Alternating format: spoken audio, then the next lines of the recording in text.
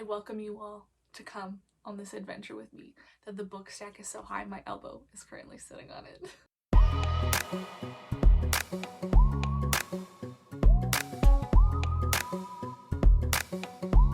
Listen here, pals. My nerd side is about to show. We're about to see how far deep I really am into some things.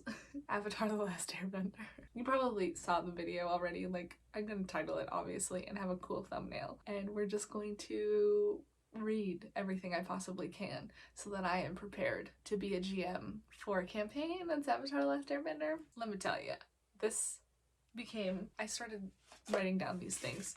This happened, I wrote this list 2 years ago, and since then I've been collecting books and materials and donating to a Kickstarter and all the things, and I think I finally have everything that is available physically for me to do this, to film this video, and I am thrilled. I know obviously I don't have everything because everything is constantly being created for this universe, and there are still more things coming out, and like there's 3 movies, another show we're gonna see. Like, it's just insanity. I'm not even talking about the Netflix show. This list does of this stack of books I have next to me, and you know, it was written so long ago that the first book didn't exist on here. There's actually 2 books on this list that didn't exist when I made this list. This is the reading order list. We'll go through everything, what reading order I'm going to read it in, that I got online after some research, and if it's incorrect, you can totally correct me and be like, oh, if somebody else wants to do this idea and read all of these books, that this is the order they should actually read them in. Advice is welcome, okay? But this is the order that I found online that we're going to go through. And let me tell you, this stack is so heavy, I don't think I could lift it, but here it is. Oh my gosh. Look at that. It is beautiful. Oh, I'm going to fall over. So there's the stack. Without further ado, let's talk about the stack. The order that I'm going to read things in. Kicking it off with the newest, I think, released book in this stack, actually. We have The Dawn of Yang Chen. Okay, gorgeous, just beautiful. This is the Airbender before Aang. You meet her briefly, I think, on the Turtle Island, and girl, I know nothing about her, but I'm thrilled to get started, and I think that this is supposed to be a duology, but the second book hasn't even been announced yet. As far as I know, it hasn't been announced. Right now, we're just gonna read this one. If maybe by the time I get to the end of this, the second one has come out, we will read it, but it hasn't even been announced yet. So this is the first one we're starting with, and I know nothing. Next up, we have, I think this is the one that kicked it off in my brain to do this idea, and that is The Rise of Kyoshi, also by FCE. This is the one that kicked it off. This is the Kyoshi duology beginning, and if you don't know, they all match, okay? Because after The Rise of Kyoshi, I will be reading The Shadow of Kyoshi, which is this one here, and they all just look so pretty together. Like, I can't get over it. It's gorgeous. So these are the 3 novels I will be reading, and I will be updating these, I think, a little bit more than the other stuff in this stack because there's a lot more content and stuff to discover in here, but I will be reading them in the proper order, not the publishing order. The publishing order was Kyoshi and then Yang Chen. I will be reading Yang Chen and then Kyoshi, and that's perfectly okay. I can't wait until I like read them and put them on my shelf properly because this has all been sitting in a stack in my closet waiting to be read. And I'm not starting this today because I have other stuff going on today, but I'm 100% starting this tomorrow. I'm bringing it to work with me. It is happening. Chronicles of the Avatar. I love that. And you know, the best part about these ones is that with the Avatar co-creator, like Michael Dante DiMartino helped with the Kyoshi ones. So obviously FCE has a lot of knowledge on the Avatar universe and what happened before Aang, and I love that. I love it so much. Actually, the way that this is set up, it looks like we're just going back in time. 3 more avatars and learning more about them, and you know what?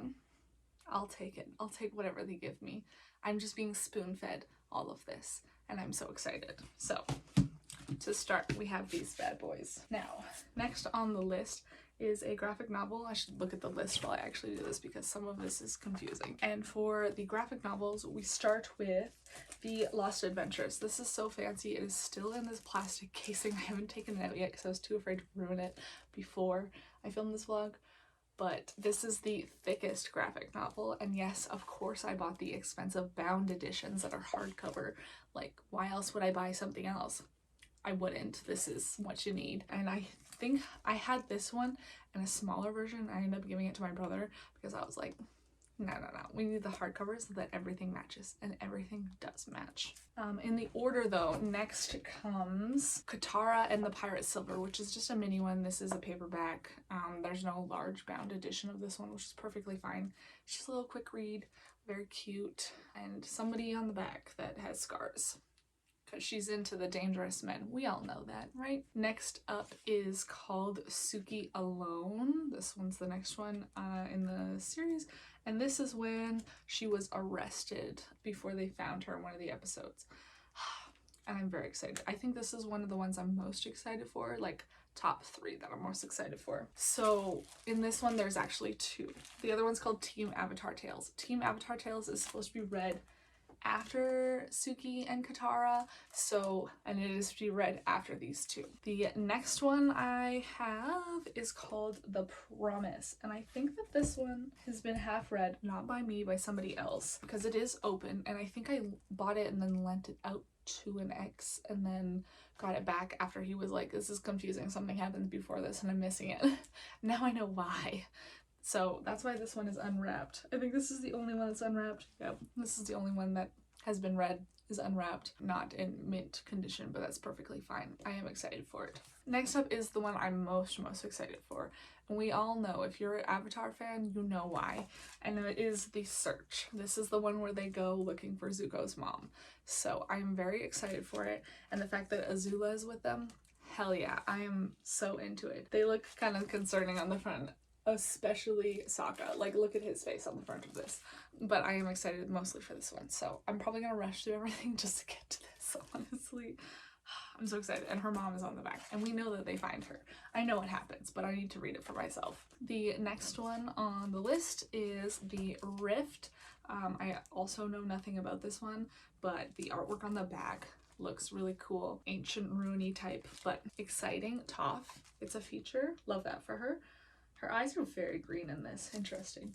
Also, I've seen that Suki's eyes change throughout the series and in the comics, so like, I'm looking out for that. Next up, we have Smoke and Shadow, a fun little adventure with May. I love that for us. It looks creepy. There's a haunted graveyard on the back. I am excited about that. Obviously, I'm excited about all of them, so I can't keep saying that I'm excited for them. And then after, oh wait, no. Okay, so between The Rift and Smoke and Shadow, there is a mini one, and it is called Toph Beifong's Metal Bending Academy. And this is like also in my top 3 of what I'm excited for because it just looks awesome. And Suki is like in her arrested outfit on the back, so intriguing, interested. I think this one, yeah, this is the one that I'm like least excited for, I think. And I don't know why, just reading about it in the original thing, I was like, this one seems like the most boring to me, and it's called North and South, but everybody's there, so I don't know why I would think it's not that interesting. I don't know. It says Katara and Sokka fight for the Southern Water Tribe's future, and we all know that that didn't really work because of Korra. Oh well, we'll get there when we get there. We'll see what happens. Hopefully all goes well. And then this is the last one in the Aang universe, and this one is called Imbalance. This is the most recent one.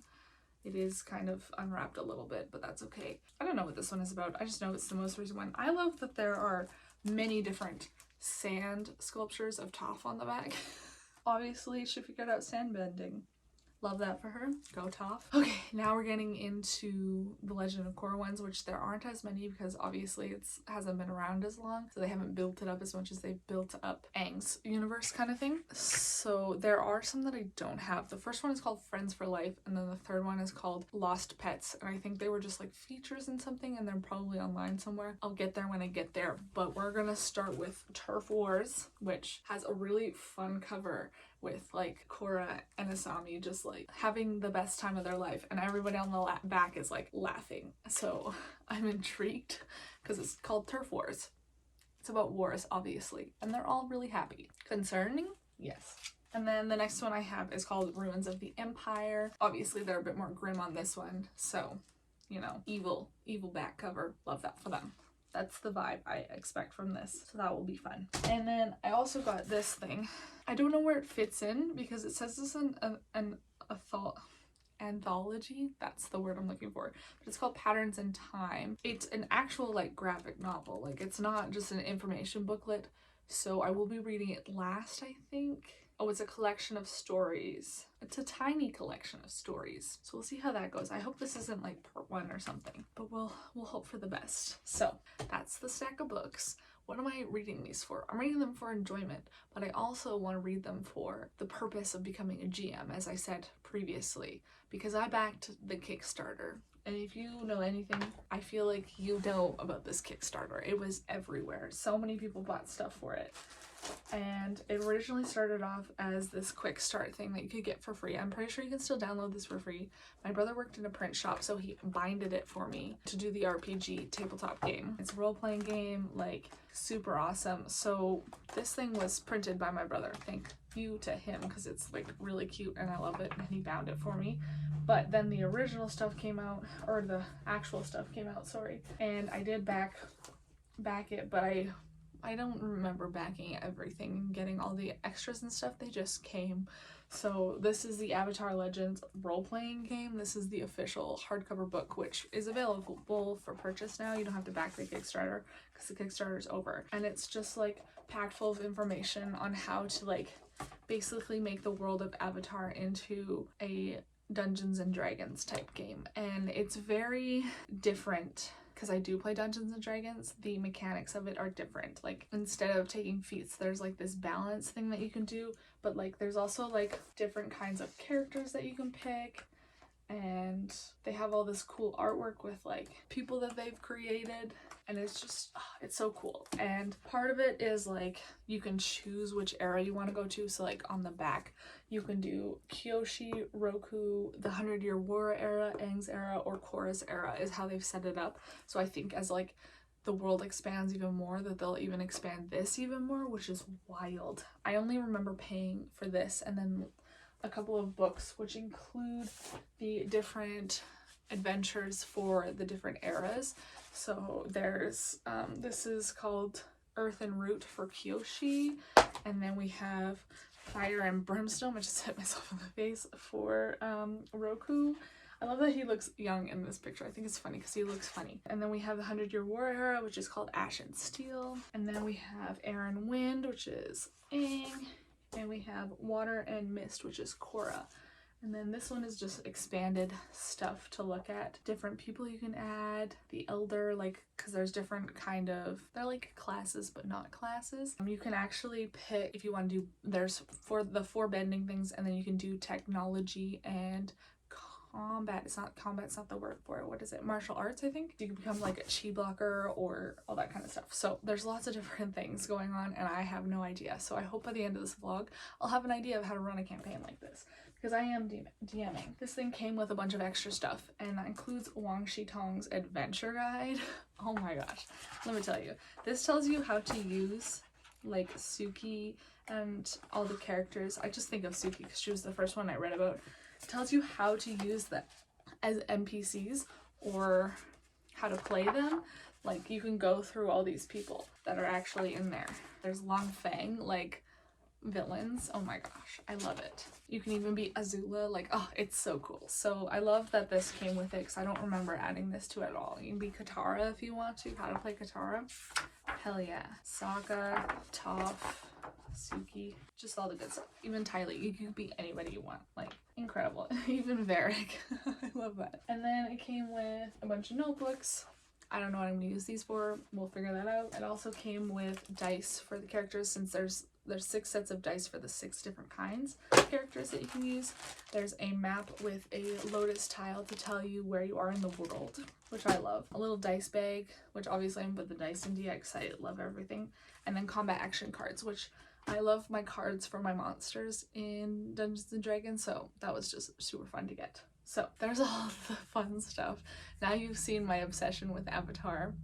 Sorry in advance, but since this is a reading vlog, we should probably get to reading.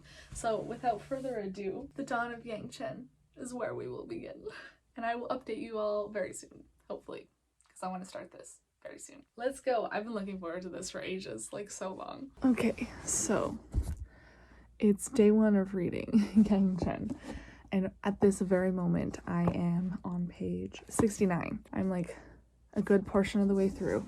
I know mostly what's happening, and let me tell you, I'm having a great time, okay? I was a bit nervous about Yang Chen, I will say that, because like she's the only other air nomad that like we really know who like grew up with the rest of them and like in the air temples and stuff, and other than Aang, and Aang is like super innocent, super like everybody hug it out and just kind of like that. So I was like, okay, maybe Yang Chen will be like, we'll be able to see how calm, collected, and cool the airbenders were and the air nomads and all that kind of stuff, right? And if we look at maybe an air nomad avatar born, other than Aang, we see somebody who was successful at like calmly coming to resolutions, and that's what I was afraid of. But we did not get that.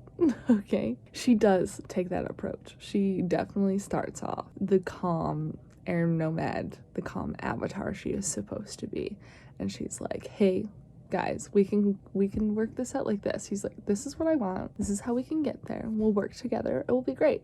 And everybody's like, haha, this innocent 17-year-old girl, like she's a new avatar, she doesn't know anything. They constantly compare to her predecessor, and sorry, I don't know how to pronounce his name, but the guy who was the firebender, and they're constantly like, he was smooth with words, he knew what he was talking about, he used to be an advisor to the Fire Nation, Fire Lord guy, right? So they're like, you're not as good as he was, like, trust me. And she's like, all right, if you're gonna go that route, so am I. Here's all this blackmail information I've gathered about you. She's done it twice now. Once to, like, a single person, and once now to a whole group of people. Like, basically a whole town council. And it's just like, girl, get it. Oh my god. And she's like, okay, well, and she acts like all innocent. She's like, oh, that's not gonna work, like, I'm so sorry you feel that way, like, maybe we can come to something else. No, here is what I've gathered, fuck you. And it's so good, it's so good. It's also a little darker, like more Korra style. There is like a whole paragraph about how somebody bathed one of the rings of Ba Sing Se in blood by literally throwing people on the wall and just coating it with people. That was wild. So expect that. I was like, this is for kids, it's in the YA section, right? But no, it's apparently just very dark, which is fine. I'm like appreciating it, but I was like, that's a terrible picture to have in your head. Also highly recommend listening to Avatar Lo-Fi. Perfect music for this, oh my gosh. But yeah, also the fact that I can like read the names of people in here, and then they're like, oh, this person's Water Tribe, oh, this person's Earth Kingdom, and I like their name sounds like it should be there, or like it recognized the way that it looks, and it like looks like it's part of that. I love that. I love that I have enough information about this world to be able to like figure that out myself, and it's great. I'm loving it. Like, so far, if this goes as well as it's been going, this might be one of my favorite books of the year, just saying. So y'all need to read this. Okay, I really need to update this, so I'm really close to being done. I'm on 246 pages in out of 324, so like 80 pages left, which is awesome. I'm gonna finish it like right now. Dawn of Yang Chen, that's what I'm doing. Okay, so I have lots to talk about. Number 1, I love the opposites of Kavik versus, is that his name? Kavik versus Yang Chen? Kavik, yeah. Kavik being like hitting people and fighting people and being like, sorry in his head. It was just hilarious to me. And Yang Chen being like completely like, oh, you're not gonna listen to me? Blackmail. Amazing. Love it. 10 out of 10. I love both of them. Kavik obviously has got some dilemmas going on, and it makes him very interesting, which I love, like the secrets with his family and stuff, and learning about his motives and kind of like what drives him versus like what he knows he should probably be doing, and like the guilt that he's feeling. And I love that for him. 10 out of 10. And then, but this Yang Chen has this like thing hanging over her, and we kind of don't get any lead up to her tragic past. Her sister Jetsun We don't get any lead up to that. It's just all of a sudden we're learning her tragic past, which I kind of was like, it's a little choppy, and this probably could have been longer to support that a little better. But other than that, I'm loving everybody. I'm loving everything. I love how shady everybody is. It's like fantastic. And I like that each avatar has something different to contend with like Yang Chen. It's the fact that she sees her past lives constantly and they haunt her all the time, and like her tragic past has to do with one of her past lives not liking the spirit world, which I was like, or being terrified in the spirit world, which is just really cool to see. Like she gets attacked by something that terrified one of her past lives, so it's just interesting food for thought. But also like, bro, that came out of fucking nowhere. She was just like, oh, I'm sitting on my bison thinking about stuff, and then boom, like the tragic past, like, oh. So it just like there was no lead up or reason for it to be in that spot where it was. I feel like it could have been more properly placed, perhaps after Kavik being like, I don't know, he's going through a betrayal right now, and I feel like maybe they could have been brought after the betrayal has been realized. It just honestly could have been better placed. So there's that. But other than that, I'm having a good time, and I'm gonna hopefully power through the last 80 pages of this. It's really what I want in life right now, is to power through this, because I wanna get to Kyoshi. I wanna get to the comics, actually. I just rewatched season 3 and 4 of Korra, so like I'm interested to get to the Korra comics like really bad, and those were dead last. So oh my god, I'm struggling. Editing Darby here.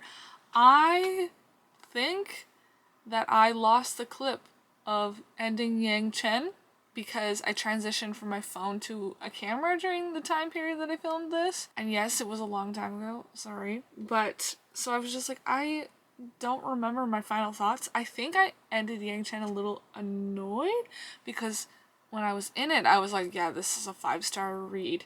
But I only rated it 4 stars at the end. So I figured I would like open my trusty bullet journal and put what I wanted in here. I didn't put I had any dislikes, but I put likes, Avatar, and Air Nomads. And then this is my thoughts that I wrote down. I said, it is so nice seeing this world from the point of view of a proper Avatar. Oh, that's rough. Who is trained in tradition. That means. And left an amazing legacy. Obviously, the second book is called Legacy of Yang Chen. I also love that she blackmails people. Key piece of information there. What an amazing lady. I do love Yang Chen as a lady.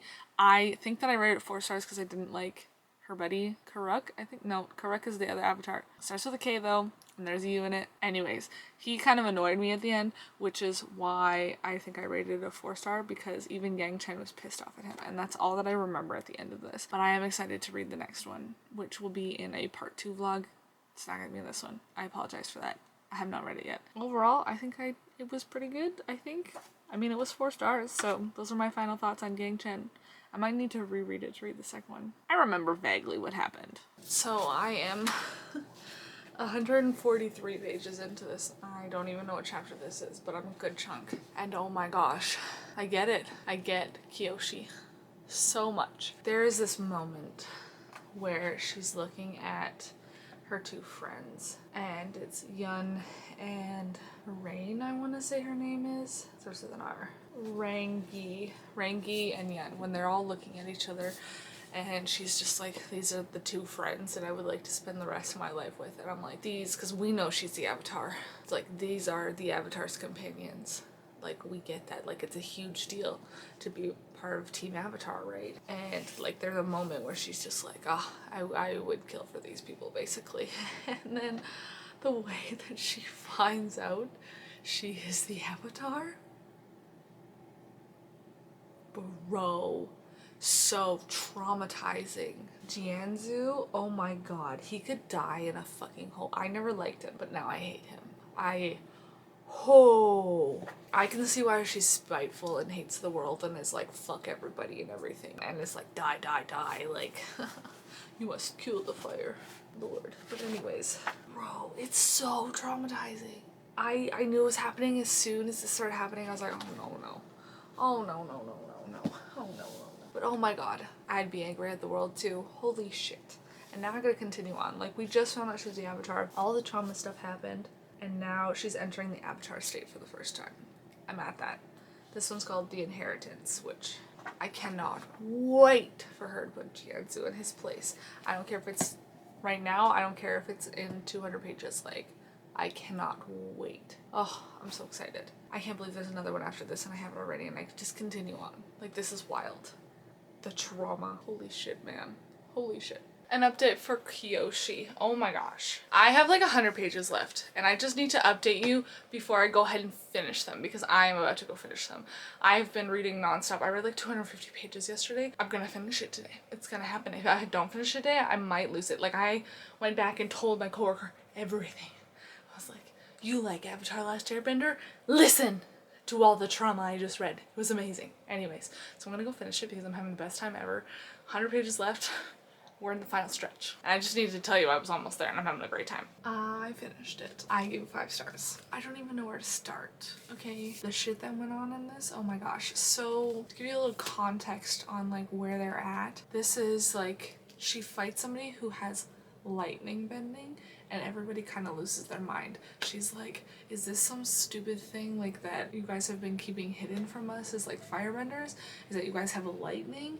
And the firebender lady is like, this has been lost for years, like hundreds of years. People have not been able to do lightning. So it's like this wild, crazy thing that they don't know about. For context, like that's what's happening. But also there's like nothing crazy new added to the world. So don't go into it expecting that. You're not gonna see any kind of additions. It's kind of just, the new stuff is like very basic people, places, and like settings, but it's also like still there's Ba Sing Se and Omashu and all that stuff, like the big places. It's just more like little towns and stuff, and it's not meant to be that because you're supposed to have learned this all when you watch Avatar The Last Airbender, right? So it's not, it's just telling a journey and introducing you to the people in that journey and saying how they got from point A to point B to point C and what they learned along the way. And so just take it as that. There's nothing really crazy new about it, and I'm okay with that. I don't want to learn anything new. I went into this for mindless fun and I got that, but I also got a lot of trauma. Oh my gosh, Kyoshi. I understand why she is the way that she is. And there's like beautiful art, so like this is the world in there with like the places that they go to, because she travels from like down here all the way around to Ba Sing Se and back up here, like crazy amount of space. And there's also art in this one, which is just super cool. Yang Chen I know had art in it though too, so I hope the next one has art in it, because I'm just gonna hop right into that one, like pretty much immediately. I do not like, though, I will say, that this one is black under the dust jacket, and this one is red under the dust jacket. And I was like, why couldn't they have made it green to like do like a thing? But no, they made this one red and then they made this one black. Green and red would have been so much cooler, because I'm pretty sure Yang Chen is blue, and then I'm hoping the next one is purple. We'll see when it comes out. Soon. We've only got like, oh gosh, a month and a half left until it comes out. Anyways, oh, there's probably artwork in here too. I'm peeking at the artwork, I'm sorry. Oh. There's also like a lot of spirity stuff in this. With Yang Chen there wasn't a lot of spirity stuff. There's some spoilers and spooky stuff in here too, and I'm like, I'm here for it. Collector's art. Oh, Kyoshi. That would be so cool. Anyways, we're gonna move on and hopefully have the best time of my life. I've heard that this one is not as fun as the other one, but also it's shorter, so I won't expect as much. 341 pages? Hang on. Okay, so it's exactly 100 pages shorter, like 101 pages shorter, so we'll move on and then hopefully I'll have a good time. I'm very excited. I'm gonna like literally just take off the dust jacket and go start reading. I gotta find a highlighter for this one. I highlighted quite a bit. Yang Chen, I think I highlighted 2 things. I highlighted at least 20 things in this. It was a lot that I liked. So, good news for us, but I'll see y'all in a bit. Guess who did it, y'all? I finished it. I was going to update everybody, like when I had 50 pages or left or so, but it was like midnight because I spent till like 12:30 reading this last night, so I couldn't really update you because everybody was asleep in the house and I didn't want to wake anybody up, especially not the dog. So I just finished it instead. And oh my gosh, there's a roller coaster of emotions. Roller coaster of emotions. Wow. I noticed like one thing along the way is we spent a lot of time in the Fire Nation and not once did we see a dragon or talk about a dragon, which is wild because this is well before they went extinct. This was still when they were on the earth freely, or the world freely. So I don't know why we would have spent so much time in the Fire Nation in this book and not seen a single one. Nobody even mentions a dragon.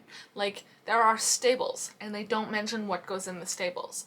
They mention that they're too small for sky bison, but there's nothing, I don't know. I just found it weird that there was no mention of dragons at all, despite them existing fully in this world and being like a normal animal. We can all agree that the animal aspect of this world, in the Avatar world, is very fun because they're mixed, right? And when they see a bear, it's like, oh no, it's just a bear. But it's not this kind of bear. No, it's just a regular bear. And it just kind of blows our mind. So I like expected a little bit more of that, I guess. And that's such a weird thing to expect. But like, I wanted a dragon. Okay, there was no dragon in Yang-Chen. I think that there was one mentioned in Yang-Chen, but I literally don't recall. I feel like it's been too long now, but I hope there's another one in the next one. But I finally finished Kyoshi. My final thoughts, other than being upset that there wasn't a dragon, is I can see why people think that this one is a little bit more underwhelming than the other one. This one, however, has a bigger battle scene at the end. And I don't know how somebody would write bending, but I also don't think that FCE does the perfect description of bending. I feel like it could have been handled a bit better to make it a little bit easier to read, but as it stands, fighting in bending, it was very difficult to read, very difficult to understand what was going on, and there was not a lot of descriptions in that area. So the big fight scene that was like 10 pages long that I was like, yeah, this is still going, this is great, I'm glad the fight scene is taking forever, because normally in books fight scenes don't take very long. And the fact that Kyoshi didn't rely on her avatar state to fight that battle and like fully like push it out of her mind, I respected that. But I also like, there was just a little bit missing that made me understand fully and comprehensively of what was going on, if that makes sense. I hope it does. I do appreciate that there's art in here that's like all three of them, despite the fact that Yun is like resentful and angry at everything and that everything was taken from him and the actions that he takes. Like, it's still nice to see that three of them are putting up a front. There is a lot of like actual like gruesome scenes, and I don't want to say deaths, but almost deaths and injuries and stuff that are like very realistic. And I do like the aspect that this makes injuries in real life realistic and makes it kind of like, oh, there's a pool of blood here, like super realistic. I do also really appreciate the waterbender in this one, not the criminal waterbender, the other one that's healing Hiran. I don't remember her name, but she developed a thing that she like helps the blood cool off so that it moves a little slower. She almost like ices the body, not even the blood. It's not even blood bending. She ices the body to like slow down bleeding and injuries from progressing so that she can come back and heal them. And it is the wildest shit ever, because then Kyoshi uses it against people. She's like, haha, I learned this healing thing. Frozen, bitch. And it's not blood bending, but it is very cool and very interesting, and I appreciated that. I also kind of appreciate that they didn't figure out lightning in this. I thought it was pretty cool. So those are kind of my end thoughts. I gave it 4 stars because it wasn't the epic conclusion of the first book, if that makes sense, but it was still pretty freaking awesome. So I did enjoy it a lot. So now that we're done this, we're finally moving on to the graphic novels. And this thing is a beast, okay? This is The Lost Adventures and Team Avatar Tales. And so I'm supposed to read The Lost Adventures and then Team Avatar Tales afterwards, but I don't know. I think they're just mixed together, because it has book 1, Water, book 2, Earth, and then it does book 3, Fire, and then book 4, More Stories. I think More Stories is Team Avatar Tales and the rest are The Lost Adventures, because I've already read, this morning I was like 10 minutes early for like leaving for work, and I was like, you know what, I'm just gonna sit down and read some of these. So the first story, I'm gonna just zoom through this, by the way. The first story is this page only, like front and back. The second story is this page and this page front and back, and that's it. So like I read the first 2 stories in like a minute because it was just super fast, and I feel like these are just going to be cheesy, lighthearted, meant for children, very much like the show, because I feel like they are stills and ideas that were meant for the show that were just like little side minute things, and I am totally okay with this because I feel like after evaluating the world and trying to see more things before kind of the Avatar, the Avatar, I don't want to say got ruined because of the 100-Year War and Aang not being in existence for 100 years and then Korra breaking the cycle basically and starting it anew. Like, it's nice to see the Avatar cycle in full swing and seeing the world like this, where it is just really cool. Also, Karuk, what he did and what Yang Chen did, and like their faults and how they lived their lives, and interesting. It was just super interesting, and I do like his admission to what happened and what he did, and kind of like what he left Kyoshi. I thought it was super interesting and super cool. I think that if there was a Karuk book, it would only be one book. It wouldn't be a duology like Yang Chen and Kyoshi. I think like enough could be said in one book for him. And I also feel like I understand him a lot better. At the beginning of this, you're like, fuck this guy. He died at 33 and left this shit world to Kyoshi because he fixed nothing. And then you see it and you're like, oh, I see why. So I get it now. Not saying it was any better knowing, but I get it now.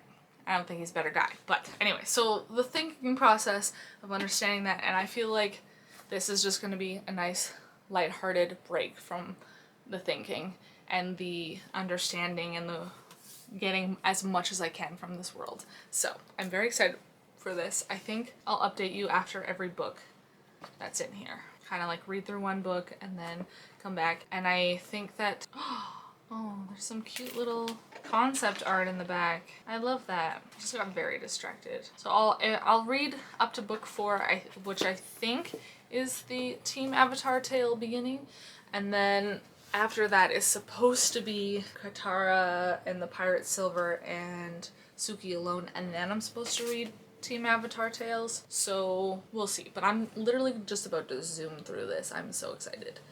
So that's the plan. And honestly, if I finish this whole thing today, I'm not even gonna be upset. But like, how many pages is this? It's only like 300 pages. That's nothing, especially for like a graphic novel. It's technically 292 pages. And some of this art is like, what is that art? I don't know.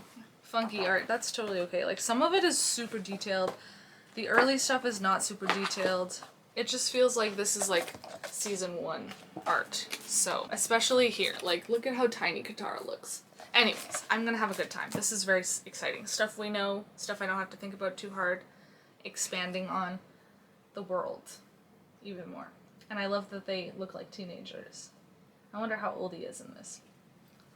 Good fun. I know I said I was gonna update like every time I read part of this, but I basically just zoomed through this so quickly I didn't think that I needed to update, because this is great. I gave the whole thing together 4 stars. There are some in here that are like lacking, and I understand they're just there for fun, but there are some in here that like provide a lot of information, and I was like, why was this not in the show? Oh my gosh, I needed to know this sooner. So I'll kind of like go over a couple of those and just like talk about like, maybe you wanted to know this about the show, right?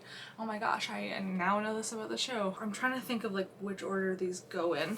There was like 3 specific things. There was, I think most of them happened in the fire section, which is wild, and one happened in the end part, which was the Team Avatar tales, but most of them happened pretty early on. I think there was one that happened in Earth and the other 2 happened in Fire. But anyways, so one of them was a flashback that Aang talks about, and he talks about his friend Kuzan. So we actually get to see Kuzan in here, which is really cool, and he actually like meets a dragon like 100 years before, like when he was still like younger, and like the world before the airbenders were like decimated, and it's really cool.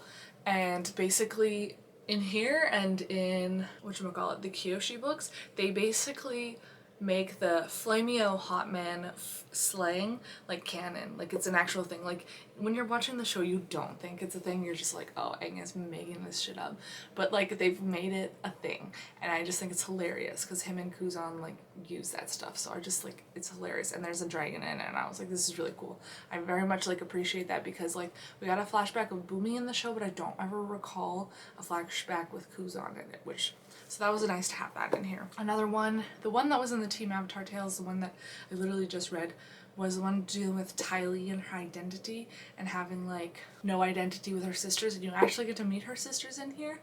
and there's like a dilemma where she's like, I don't know if I should be a Kyoshi warrior because we're all the same. This is exactly how I felt with my sisters. And the way that they resolve it is not really resolving it. I don't know. It's just like backtracking, and it was very strange, but I liked that we got to see that. Oh, the one that happened in the Earth book was the one with Zuko. He doesn't want to leave Ba Sing Se after they win and kill the Avatar. So Azula puts together this thing where she's like, I'm gonna put me and Zuko on a date together, and then he'll want to come back. And they realize what's happening, and they're like, fuck this, we're just going for a walk. And they end up meeting Jin, who was the girl that he went on a date with, and kind of like both of them make fun of Zuko, and it's really cute. And I was like, I can't believe this happened. It was adorable. So I really like that. And then, what was the other one? There was one more that I don't recall. If I just like skim through here. It was probably when they're hiding out in the Fire Nation. Yeah, okay, here's like, if you want to see, that's what Kuzan looks like. He's right there. See, and they met a dragon, and it was like a whole thing. There was this like weirdly redundant one where Aang is trying to be like, here's my feelings, Katara, and Katara's like joking around with him, and it's just kind of awkward as hell. But this is just like reading the show. I don't know, it's like, it feels very much the same, and it's super cool. Like, even though some of the art styles are different because they let people like have free reign on some art styles, it's still like so fun to read. Like here's a funky art style with like Azula and Zuko in it. Funky, right? There's one point where Sokka joins the Fire Navy to try and learn secrets, and then instead of like, he tries to abandon, but they don't like let people abandon, so he's like, I'm gonna fake my own death, and it's really funny. They even show how they sneak into Fire Nation, which is awesome, but they like basically fake that somebody beat up their boat and then steal a boat and sneak in, which is really awesome. It was really cool. They talk about, there's a couple things with the Earth King in here. Oh, the other one, right. While they're hiding out in the Fire Nation, both Toph and Boomy are like, I am the best earthbender in the world of all time or whatever, and so they have a battle, and it just like causes so much damage that everybody's like, whoa, you guys could try this once the war is over, please. And it's great, and that was very fun. So this overall 4 stars. I had a lot of fun reading it. And then I immediately picked up Katara and the Pirate's Silver afterwards, and I zoomed through this so quickly, you have no idea, even though it is like 80 pages or something. And it was just so wholesome and cute, and it's definitely something that would have happened in the show, and I kind of like wish this was like an episode. Like, they could have made this a whole episode, just this little one, and people would have been fawning over this man. Let's be real. He would have been like another heartthrob like Jet, which is basically, I think, the point. But and there's a really goofy Fire Nation soldier in here too. He feels a lot like, what's his face? Bolin. Like, this guy here feels a lot like Bolin, and I just thought it was really cute. But it was so wholesome, and I actually gave this one 5 stars because it was so good and had the right amount of peril, and the waterbending was really beautifully drawn, and oh, it was so good. But basically, Katara becomes a pirate for a little bit there without everybody, and then at the end they don't believe her that she's a pirate, and they're like, she is a pirate, and they're like, there's one point, yeah, they're just like, you're an honorary member of our crew, and Katara's like, you were saying, and then Sokka goes, I was just saying you're the coolest sister in the world. Backtracking, but honestly this is really cute, and if you would read anything right now, I would just suggest to read this. The other one, this one here, was just like fun added additions, and this was like a genuine fun adventure that I really liked. So now I'm going to move on to the next one, which I don't know where I put it. Oh, it's right next to me, which is Suki Alone, and I'm pretty sure this is the one where Avatar Kyoshi shows up to her and she cries. She's like, Avatar Kyoshi, like, same though, same. And this is when she's in the prison too, so now we get to see her prison adventure. I'm very excited about that. And I'm pretty sure I'm just gonna zoom through this one also really quickly. So that means the next one I'm gonna pick up, oh, this is Dusty. This is the only one I don't have wrapped because it was the first one that I bought ages ago before I realized there was like a whole series to this. And it is The Promise. And this is the beginning of them looking for Zuko's mom. So it is a whole adventure and a whole thing, and I cannot wait to get to it because I feel like the next ones after I finish this one are going to be very like slow burny, and I'm totally okay with that.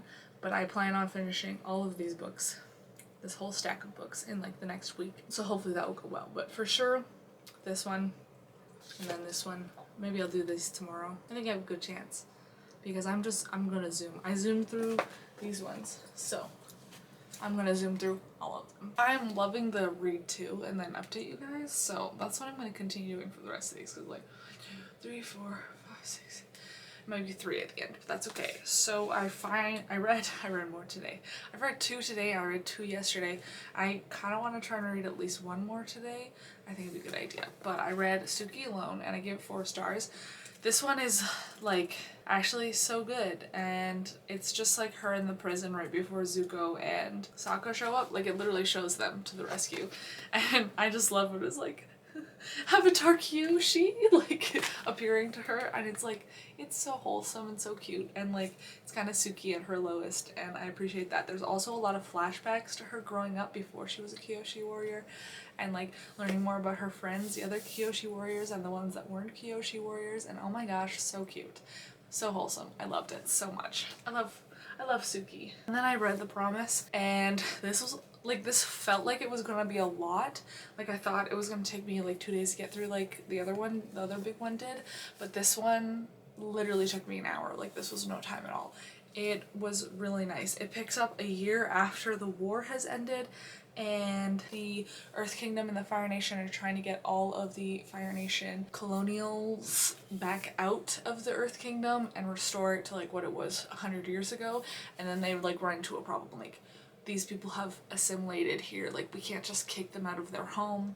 Some of them are families, like some of them have earthbending children, like what the fuck are we gonna do? So this is the beginning of like Republic City basically is what this one is. So it's just like very interesting, and we also see a little bit of Toph's Metalbending Academy, which is super awesome. Her first students, I love that, and how she's finding her students, and kind of everybody like gets a little feature in here, and it just like feels like I can hear the characters saying the lines, and it's so cute. Like genuinely is so fun. I just feel like I'm watching the show, and like this was like a whole episode, probably 2. Honestly, this would have been 2 episodes, but I am looking forward to continuing because it was so nice. I also gave it 4 stars. The next 2 I'm gonna read are the one that I really want to read today is the one I'm most excited for, and that is The Search. This is the one where they look for Zuko's mom, and she's on the back, so obviously I already know what happens to her, but like I'm excited to read the book. So I'm like, this is the one I'm most excited for, so like watch me just like fall off the face of the earth for a couple weeks and not read the rest, but I'm trying, okay? I'm genuinely trying, because the next one I have no idea what it's about. It is called The Rift, and I got no idea. I don't even know who this lady is on the back. I think it does with spirits, but it looks like Toph is kind of like the main person that is helping out with this one. I love Toph's new outfit, by the way. It's a great new outfit. Zuko's hair looks like garbage, especially in The Promise. I took a picture of the first page. Hang on. Why does his hair look like this? Like, what is he doing? It's not serving. It's not. He has a way better hairstyles. He's just like, the top knot's growing, so I'm just gonna let the rest grow. And he just looks so funny in like mid-growth before it's long. So anyways, but I just had to talk about that. So these 2 are next. First The Promise, then The Rift with this lady on the back. I don't know. So we'll see. And I get to unwrap these ones. Very exciting. Oh, I can't wait. I'm just like living my best life right now. You guys have no idea how much joy this is bringing. And like today's technically the first day officially of my vacation for like a week. So reading these today and just like knowing I don't have to go to work next week, having the best time, guys. It's so good. Anywho, so let's continue. Let's keep this good vibe going. As soon as I pulled out my camera to film this little update, the bird decided that it was going to scream at its people. This is an update for Avatar.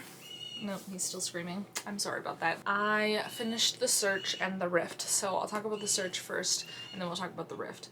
The Search was beautiful. It was gorgeous. This is one of my favorite things to exist ever. Oh my gosh. This, like, look at that. Oh my gosh. Bro, there was so much lore and things to learn about the people and the characters, and there's history, and this was wonderful. I gave 5 stars, I believe. It was just so good. There was like a mask thing to like Zuko when he was masked, when he had the mask at the one point.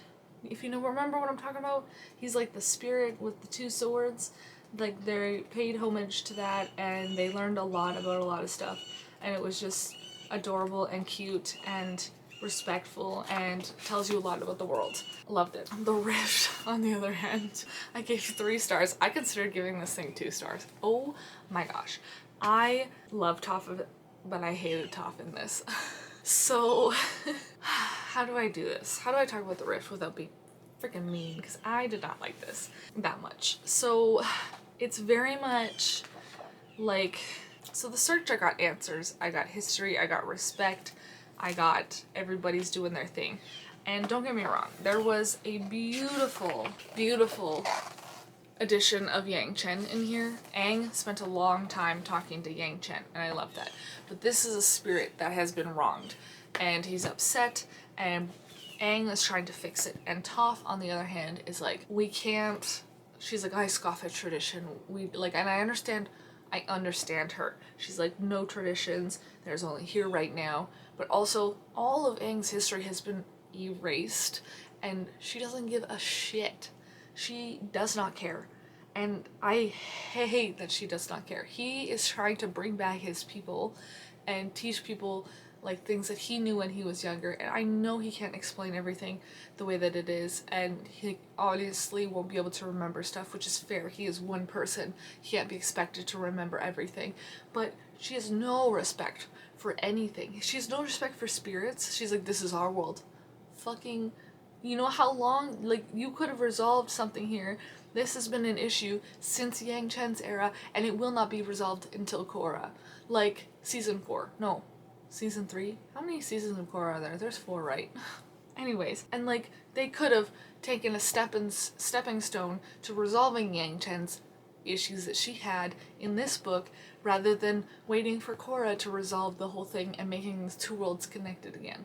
Like, why didn't you guys be the stepping stone to resolving the issues that you have between the spirits and the people? Like, excuse me? Anyways, I just don't like her attitude towards the spirits and everything that could happen. She did not, like, there was no respect of the land, there was no respect of the people, there was no respect for the spirits, and everything that Aang was like, hey, we need to fix this, how do we fix it? She was like, tear it, like, no, we're not fixing this, like, we're leaving everything the way it is, and we're not bending backwards for other people, and it's like, but you're forcing everybody else to see the world that you do. Like, I don't know, there was no common courtesy for other people, and it just very much upset me how Toph was in this, and she was kind of an asshole, like, more than an asshole, like, she was terrible in this. I did not like her at all, and, like, I don't know, and I just, yeah. You guys, so much could have been fixed in this, and it was not. And I should have read, like, the author's notes, because on the sides of these have, like, little author things from the artist, but it's mostly about the art, so I haven't really been paying attention while I've been reading these, but it's just, I don't know. And I know that, like, this lady coming in at the end is supposed to resolve it.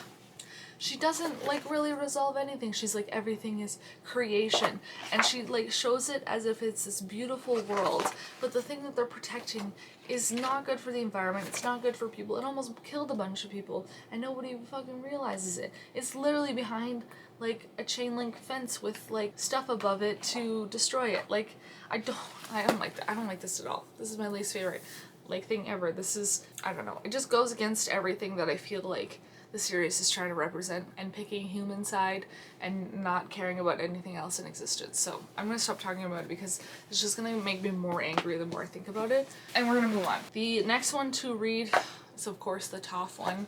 I'll get pissed off at Toph and then read a Toph one. It is Toph Beifong's Metal Bending Academy, so you know that's gonna go well after I get pissed off. Oh, and then we have a Zuko and Mei adventure called Smoke and Shadow afterwards.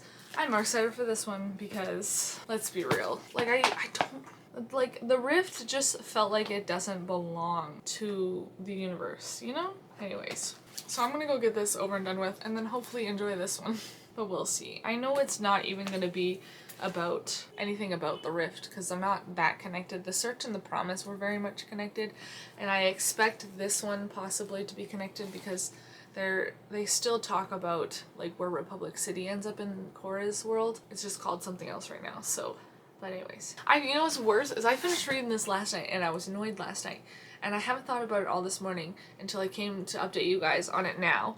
And now I'm pissed off. I did that to myself. Ugh, I never want to look at it again. It was garbage. I did not like it. If I had to, or if I could, I would just get rid of that. But I want the whole series, so I can't just get rid of it. But I would get rid of that book because it was the worst one. I hope there's no more shit like that here because that was just horrendous. Anyways, I'll update you guys when I'm done these two. So, I finished the next two. I finished Toph Beifong's Metal Banging Academy. And this was a lot better representation of Toph than The Rift was. The Rift was garbage, like season 2, couple episodes in Toph that we met. This was the Toph that we know by the end of the series. So I don't know where the translation, or I want to say translation, that's not the word I'm looking for, but like what happened for her to be so garbage in The Rift. I still don't understand because this is amazing. And this is also the first glimpse of lava bending. So cool. And she kind of like goes back to the fighting ring, but like everybody thinks it's terrifying. But anyways, this was very cute and this is way better. And I think I gave it 4 stars, so that's good. And then I finished Smoke and Shadow, and this was interesting. It's kind of like a test to Zuko as a Fire Lord, and he does really shit job. So that's okay. But it was very enjoyable and I liked it, and I liked seeing everybody in this. It's just had everybody I loved. And there's like a really funny moment when Aang is like, ugh, if Sokka was here, he would do this. And then Suki goes, he's not here, so why don't we do it ourselves? And it's very funny and very cute. And this was awesome. And kind of got to see more of Ursa, who's Zuko's mom, and learn a lot more about her. And Azula is back to being the villain in this, which I thought was very funny. But anywho, it was very cute, and we learned more about the Fire Nation and more about the history that was like covered up by Sozin, which shows up in Kyoshi, and I very much appreciated it and loved this. It was very nice. So now we're gonna move on to the last Aang books, and let me tell you, they really did Sokka dirty on this one too. They did Sokka dirty on, what was it, The Search? He looked so bad, but like look at him here. Why do they gotta do Sokka so dirty? I don't know. Like, even, like, on the back, like, Katara looks so nice, and he looks like a freaking idiot. I don't know why. Why do they do him like that? He doesn't look like that in the book.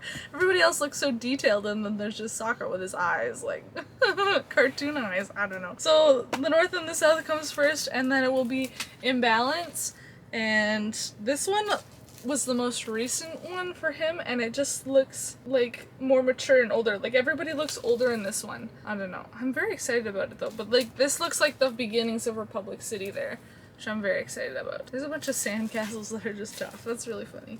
Anywho, so I think that this will be good. I think that Imbalance is such a good way to end on Aang stuff, and then we'll do Korra, and I'm very excited. I hope to get these both done today. Hope never hurt anybody. It probably won't happen, but I'll try my best. Okay, I finished them. That was really fast, actually. I finished them in no time. Okay, so we'll talk about the North and the South first. North and South. It's not even the North and the South, it's North and South. I feel like this is named incorrectly. It truly had nothing to do with the North Pole and the Northern Water Tribe. It was all about the South and just kind of like their conflict, like advancing but not advancing. And they make a really good comment in here saying they don't know how it was before the war. There's nobody alive who knows what it was like before the war in the South. So they don't know if they're advancing or like going back to how it was before the 100-Year War and stuff, which is really an interesting thought to have. But they're very much against the Northern Water Tribe coming and helping them out because it feels like they're trying to make it a colony, and that's a whole thing. And it was really, really good. I like this a lot. I feel like there was an unnecessary death, but that's all good. It was very well done and interesting to see Toph in shoes for once. So interesting to see Toph at the pole, or like on snow at all in general, which was wild. But I really, really liked this a lot. Now for the next one. This is the one that truly connects Aang to Korra, I feel like, and truly gives us the beginnings of Korra's story, which is how they describe it here. I thought Republic City was Yudao, but it's not. It's crawfish or whatever the heck they're calling it in this. It's like a garbage, and the art style is so much different in this. Like so much different. Like it looks like how it looks on the front here, and like they're less cartoony, more defined, I guess, and I like that a lot. I like seeing them as teenagers. Katara and Aang are the same height in this. I'm like, oh my gosh, she's not taller than him anymore. And there's a really cute picture of Suki right there. Everybody but Zuko's in here. So it was really cute and really awesome. And there's even like a whole moment where they go clean the beach, which is the scene on the back. I thought these were sand statues of Toph, but no, they're metal statues of her because they're literally just cleaning up garbage and trying to make this city better. And I think they imply that Sokka names Republic City because they're like, yeah, we really need to change the name. We'll get Sokka on that. So I love that for them. And there's a whole scene where he's like, let's go to this island, and they have a conversation on Air Temple Island, and I'm like, yes, this is so cute. So it's really fun to see like baby Republic City. Let me just see if there was a huge scene of like baby Republic City basically. It was really early, like on page 9, and it's like baby Republic City, look at them. It's so cute and tiny. And with Air Temple Island and the island where Aang's statue is, oh, so good. But yeah, anyways, so I'm done Aang. It's all complete.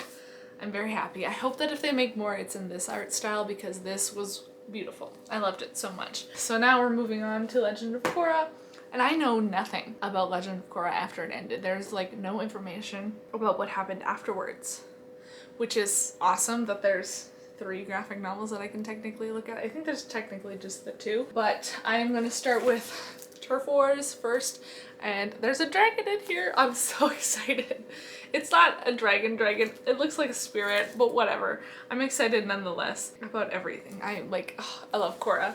And then afterwards we have Ruins of the Empire, which has to deal with Kuvira, and this one looks more serious than the other one. Like super serious. Jesus. Toph is in this one though. Look at her down there. Anyways, and I am so excited. I'm so excited. And then I'll do Patterns in Time. So I'll read all 3 because I feel like there's no point in just reading this one all by itself and then updating you guys afterwards. So I'll read all 3 and then it'll be the end of the vlog. And that's gonna be so sad. I'm so excited though. Or do I wait for the next Yang Chen? No, we're not gonna wait. I think that I'll read the next Yang Chen book in another vlog and then build my Avatar RPG afterwards. So there'll be a part 2 to this. I think that is more exciting. Because there's another Azula graphic novel coming out. They didn't finish up Azula's story. So I would love to see where that goes. But first, Korra and Turf Wars! Bow, bow, bow. She looks so happy. Look at her in Asami. Ah, the best girlfriends. Coming at you very fresh-faced to tell you that I finished the Avatar books. This is like such a level of completion that I can't comprehend in my brain right now. I loved this whole experience, and it's taught me so much. I, though, will update you first of all on the Korra books that I read, and I've already put, I forgot that I was reading Turf Wars. So let's talk about that first, because it's downstairs already and I don't want to go get it again. But in Turf Wars, we have, basically it picks up immediately after the show ends with Korra and Asami in the spirit world, getting to know each other in the relationship, and I love that they took this time because it very much gave them time to figure out who they are as like, I don't want to say lovers, but lovers rather than friends, and who they were to each other in a romantic sense, and I loved that for them. I was like, you guys took the time on your vacation, and it was very cute. And then they come back and everybody's like, why the fuck did you take a vacation? And it's kind of rocky, and Turf Wars kind of follows what the first season followed, which is like the triads and the triple threats, and there's a creeping crystal gang that I really liked in it, and it was very cute and I liked them a lot, and just kind of like how they're battling each other for land because now that the spirit portal has opened up, there's a lot of land that they can't use, and the man who owns the land around the spirit portal is like, I'm gonna build on this. I'm gonna make a theme park and charge people to go to the spirit world, and obviously the spirits are fucking upset. These people learn nothing about the spirits, like genuinely nothing, and it just blows my mind how like self-centered half of them are. Like, don't fuck with the spirits. Have you not learned? And one guy literally turns half spirit. Like, a spirit passes through him and changes his body, and he has like a lizard arm, snake arm thing. Like, bro, you don't mess with the fucking spirits. Have we not learned anything? No, we have not. So there are just a lot of cute moments where Tenzin's like proud dad face, especially in the first one, just appear, and it's like, oh, look at Korra doing good things. Look at my family doing good things. And it was overall really cute. And I know I wanted to like watch Avatar while I was reading these, like The Last Airbender. I kind of like wanted to watch it, but I was like, I'm gonna start in book 2. No, I'm gonna start in book 3. No, I never like wanted to start the rewatch, but reading these ones made me really want to restart Korra and watch the whole thing, like genuinely. But the tip, this is the fun one. This was the 5-star one for me because the other 2 are 4 stars, and this one was Patterns in Time, and you're like, wow, this little 70-page book with short stories was 5 stars. It was. Okay, hear me out. Baby Korra, baby Asami's mom, Milo on a little side adventure, learning how to be a better person, funky pets. Lost Pets was honestly some of my favorite stuff. There's super cute like girlfriend scenes, like come on. Preteen Korra. We have teenager Korra. We have teenager Tenzin and Dad Aang. We even have Milo and Boomy having a good time together, fighting air pirates. Air rights or something they called them. And it's honestly the cutest. Like, this is everything that you want. If you just want like a little extra of Korra, this is the one. This is the best one. 10 out of 10. I loved it. It was so good. This is where I think that it's just like the best place to finish off this.